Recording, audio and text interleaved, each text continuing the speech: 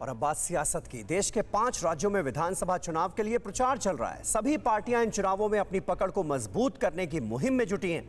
इन 5 प्रदेशों में सबसे अहम है उत्तर प्रदेश। यूपी इसलिए अहम है क्योंकि दिल्ली की कुर्सी का रास्ता यहीं से निकलता है। इसलिए समय रहते यूपी में अपनी तैयारियों को पुख्ता करने के लिए सभी दल कोशिश कर रहे हैं। आज इसी कोशिश के तहत दिल्ली में गृह मंत्री अमित शाह ने यूपी के जाट नेताओं से खास मुलाकात की।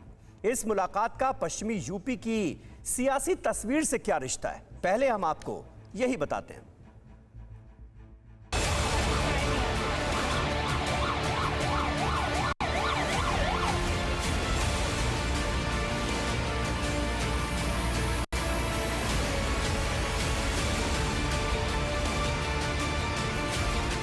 जाटलैंड में जाट नेताओं से गृह मंत्री अमित शाह की मुलाकात की महज तस्वीर नहीं है, बल्कि यूपी के सियासी अखाड़े में बीजेपी का दाव है, जिसके जरिए यूपी में सबसे बड़े सियासी विरोध को चित करने की कोशिश है। हमारा आपका नाता तो 650 साल पुराना है। आप भी मुगलों से लड़े, हम भी लड़ रहे हैं, ये हमारा नाता है। मीटिंग बीजेपी के दिग्गज जाट नेता और सांसद प्रवेश वर्मा के घर पर बुलाई गई थी। पश्चिम यूपी के 14 जिलों के 250 से ज्यादा जाट नेताओं से गृह मंत्री ने मुलाकात की। यूपी में पहले चरण के मतदान में सिर्फ 15 दिन रह गए हैं। पश्चिमी यूपी में पहले फेज में 10 फरवरी को मतदान होना है। बीजेपी के सामने साल 2017 के चुनाव नतीजे दोहराने की चुनौती है। चुनौतियों का चक्रव्यूह इसलिए भी मुश्किल है क्योंकि अटकलें लगाई जा रही हैं कि किसान आंदोलन के बाद से जाट बीजेपी से नाराज हैं।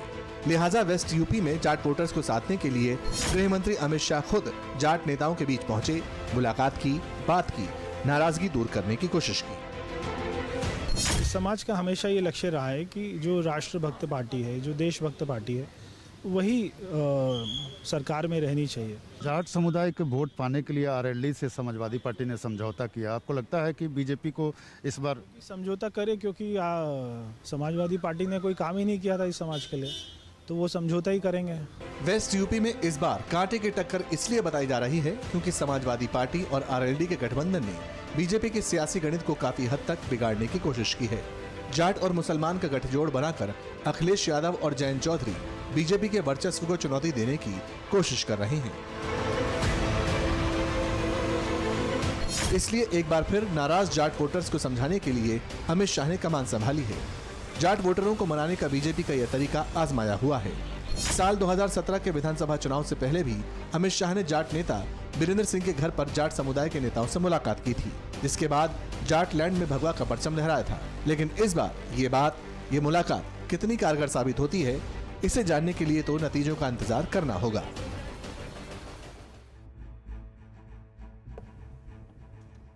और उत्तर प्रदेश में चुनाव से पहले जाट वोट बैंक को लेकर राजनीति दिलचस्प मोड़ पर पहुंच गई है। आज जब अमित शाह दिल्ली में बीजेपी सांसद प्रवेश वर्मा के घर पर 250 से ज्यादा जाट नेताओं के साथ बैठक कर रहे थे, तो उन्होंने इशारों में ही सही जयंत चौधरी को बीजेपी गठबंधन में शामिल होने का ऑफर दे दिया। गृह मंत्री अमित शाह ने बैठक में कहा कि चौधरी चरण सिंह की हम इज्जत करते हैं, उनकी विरासत के लिए हमने पहले भी दरवाजे खोल रखे थे और यदि आगे भी वो चाहेंगे तो उनसे बातचीत के लिए दरवाजे खुले रहेंगे। बीजेपी के ऑफर पर 4 घंटे में ही जयंत चौधरी की भी प्रतिक्रिया सामने आ गई। उन्होंने ट्वीट कर कहा कि न्योता मुझे नहीं, उन 700 से ज्यादा किसान परिवारों को दो जिनके घर आपने उजाड़ दिए। ऐसे में अब आप समझिए कि पहले कैराना से चुनाव प्रचार अभियान की शुरुआत और अब पश्चिमी उत्तर प्रदेश के जाट नेताओं के साथ बैठक और जयंत चौधरी को ऑफर। यह बताने के लिए काफी है कि बीजेपी पश्चिमी उत्तर प्रदेश और जाटों को कितनी तवज्जो दे रही है। पश्चिमी उत्तर प्रदेश की अहमियत इसलिए भी समझिए कि जाटों की नाराजगी की अटकलों के बाद अमित शाह ने खुद कमान अपने हाथ में ले ली। बीजेपी की क्या रणनीति है और जाटों पर फोकस क्यों है, इसको समझने के लिए आपको हम पहले एक आंकड़ा बताते हैं। पश्चिमी उत्तर प्रदेश में 18% जाट वोटर हैं। पश्चिमी उत्तर प्रदेश में करीब 27% मुस्लिम आबादी है, यानी पश्चिमी उत्तर प्रदेश में जाट और मुसलमान मिलाकर 45% हुए। 2013 में मुजफ्फरनगर में हुए दंगों से पहले पश्चिमी यूपी की राजनीतिक तस्वीर का फैसला यही जाट और मुस्लिम वोटर मिलकर करता था। जिस पार्टी को जाट और मुस्लिम वोटर मिलकर वोट देते थे, उसी पार्टी की सरकार यूपी में बनती थी। 2013 के बाद हुए तीनों चुनावों यानी 2014 के लोकसभा चुनाव, 17 के विधानसभा चुनाव और 2019 के लोकसभा चुनाव में जाट मुस्लिम समीकरण बिगड़ा और जाटों ने बीजेपी के पक्ष में मतदान किया। इसका नतीजा क्या रहा, यह भी हम आपको बताते हैं। 2012 विधानसभा चुनाव में जाट और मुस्लिम वोट साथ थे। इस चुनाव में पश्चिमी उत्तर प्रदेश की 136 विधानसभा सीटों में से बीजेपी को महज 20 सीट मिली थी। समाजवादी पार्टी को 58 सीट मिली थी। बीएसपी को 39 सीटें हासिल हुई थी और अन्य के खाते में गई थीं 19 सीटें। लेकिन मुजफ्फरनगर दंगों के बाद 2014 में तस्वीर बदली और लोकसभा चुनाव में पश्चिमी यूपी की 27 लोकसभा सीटों में से बीजेपी ने 25 लोकसभा सीटें जीत ली। समाजवादी पार्टी को 2 लोकसभा सीटें ही मिली। 2017 के विधानसभा चुनाव में भी जाट और मुस्लिम वोटर अलग अलग रहा। तब पश्चिमी यूपी की विधानसभा की 136 सीटों में से बीजेपी ने 103 सीटों पर जीत दर्ज की। समाजवादी पार्टी को 27 सीटों पर जीत मिली। अन्य दलों को 6 सीटों पर जीत हासिल हुई। वहीं 2019 के लोकसभा चुनाव में भी जाटों ने मजबूती से बीजेपी का साथ दिया और इलाके की 27 लोकसभा सीटों में से बीजेपी ने 20 सीटों पर जीत दर्ज की। समाजवादी पार्टी ने 4 सीटों पर जीत हासिल की। बीएसपी ने 3 सीटों पर जीत दर्ज की। वहीं 2019 में बीजेपी की जीत इसलिए भी बड़ी है क्योंकि तब समाजवादी पार्टी और बहुजन समाज पार्टी ने हाथ मिला लिया था। आपको याद होगा। अब बीजेपी के सामने परेशानी क्यों है उसे भी समझिए। ऐसी राजनीतिक चर्चा है कि किसान आंदोलन के कारण पश्चिमी यूपी का जाट वोटर बीजेपी से नाराज है और दूसरी बड़ी वजह समाजवादी पार्टी और राष्ट्रीय लोकदल का गठबंधन है।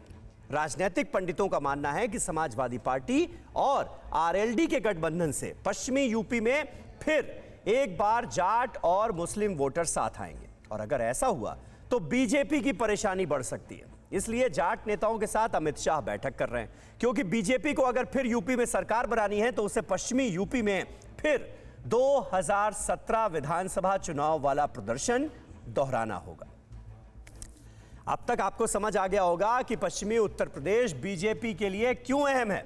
अब आपको यह भी बताते हैं कि आखिर इस सबसे महत्वपूर्ण मिशन को अमित शाह ने ही अपने हाथ में क्यों लिया है।